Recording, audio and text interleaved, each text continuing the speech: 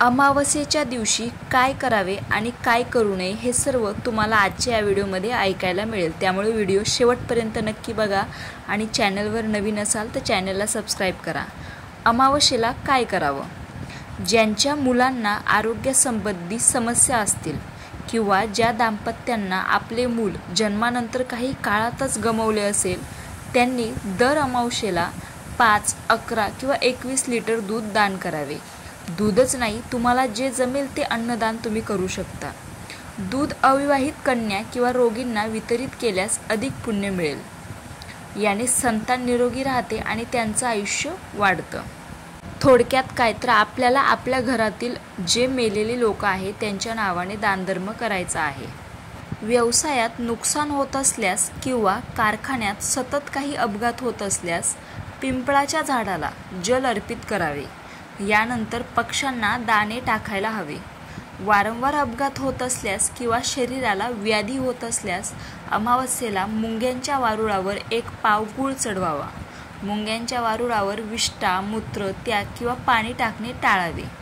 अमावस्येची रात्र पितृदेवांना समर्पित असते, म्हणून या दिवशी हनुमानाच्या फोटोसमोर दिवा लावून हनुमान चालिसाचा पाठ करावा। पाठ झाल्यावर दिवा घराच्या मुख्य दारावर ठेवावा। अमावस्येच्या दिवशी दान करावं असं म्हटलं जातं। अमावस्येला दानधर्म केल्यामुळे पुण्य मिळतं। पितृदोष दूर करण्यासाठी अमावस्येला पितरांची पूजा करावी। असं केल्याने पूर्वजांचा आशीर्वाद लाभतो अशी मान्यता आहे। आता बघूया अमावस्येला काय करू नये। अमावस्येला दारावर आलेल्या भिकाऱ्याला रिकाम्या हाती पाठवू नये। त्याला यथाशक्ती भोजन आणि काही गोड वस्तू दान करावी। याने वैवाहिक जीवनात मधुरता येते। लग्न होत नसलेल्या मुलींसाठी तर हा चमत्कारी उपाय आहे। अमावस्येला कोणत्याही प्रकारच्या तामसिक वस्तूंचे सेवन टाळावे। घराची स्वच्छता करण्यासाठी झाडू वा केरसुणी सर्रास वापरली जाते। समुद्रमंथनातून जी रत्ने बाहेर पडली त्यासोबतच अलक्ष्मीही आली। केरसुणी आणि कावळा ही तिची चिन्हे आहेत। गाढव हे तिचे वाहन आहे। लक्ष्मीपूजनाच्या दिवशी अलक्ष्मी निस्सारण केले जाते। अलक्ष्मी ही अशुभाची, दुर्भाग्याची, अपयशाची देवता मानतात।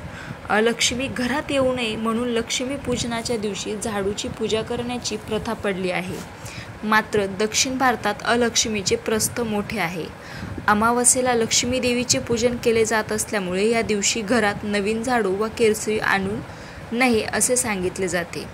या दिवशी नवीन केरसुणी विकत घरी आणल्यास लक्ष्मी देवी नाराज होते, तिचा नकारात्मक परिणाम होतो अशी लोकमान्यता असल्याचे सांगितले जाते। अमावस्येचा संबंध पितरांशी जोडल्याच्या अनेक कथा आपल्याला आढळतात। भाद्रपदातील अमावस्या सर्वपित्री अमावस्या म्हणून ओळखली जाते। त्यामुळे या दिवशी शुभ कार्यासाठी लागणारे साहित्य किंवा पूजन घरात आणू नये असे सांगितले जाते। असे केल्यास नकारात्मकता येते, शुभ कार्यात विघ्न येऊ शकतात। पूजा साहित्य हे शुभ कार्यासाठी वापरले जाते। अमावस्येच्या दिवशी करावयाच्या पूजनाचे साहित्य हे आधी आणून ठेवावे, त्या दिवशी आणू नये अशी लोकमान्यता असल्याचे सांगितले जाते।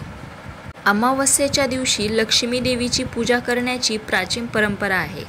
त्यामुळे या दिवशी मांस, मटण, मद्य अशा गोष्टींची खरेदी करून त्या घरात आणू नये असे सांगितले जाते। मंगल कार्यावेळी अशा गोष्टी घरात आणणे वर्ज्य मानण्यात आले आहे।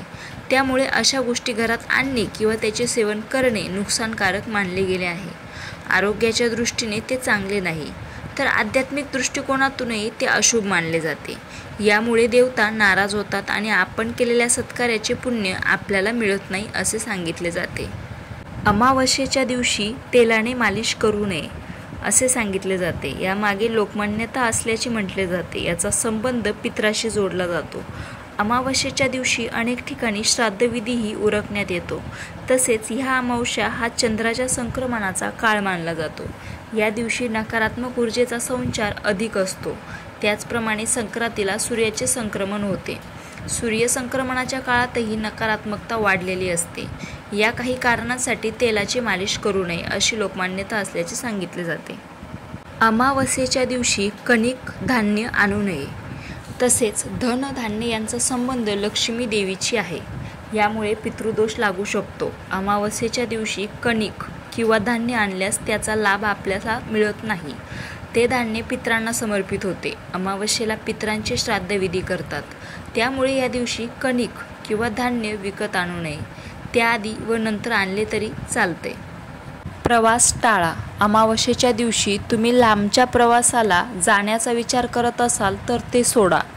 धार्मिक श्रद्धेनुसार असे केल्याने तुम्ही अडचणीत येऊ शकता किंवा नको असलेले अडथळे येऊ शकतात.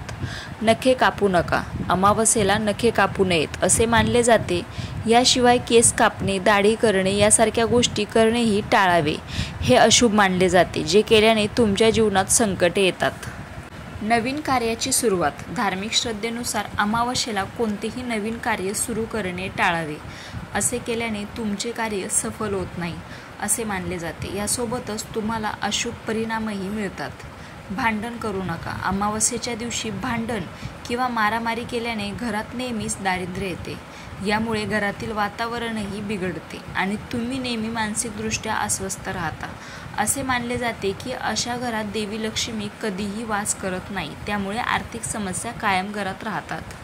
थोडक्यात काय तर आपल्याला या अमावस्येच्या दिवशी, याच नाही तर प्रत्येक अमावस्येच्या दिवशी फक्त आणि फक्त चांगल्या कर्माकडे लक्ष द्यायचे, चांगलं वाचन करायचे, देवपूजा करायची, आपल्या पितरांची धन्यता मानायची, घरात गोडधोड जेवण करायचं, त्याचं अन्नदान करायचं आणि सर्व वाईट कृत्यांपासून ह्या दिवशी तरी थोडंसं लांबच राहायचं. कारण ह्या दिवशी केलेलं थोडं जरी वाईट कृत्य तुम्हाला आयुष्यभर पुरेल आणि आयुष्यभर तुम्हाला संकटाचा सामना करावा लागेल. रामकृष्ण हरी.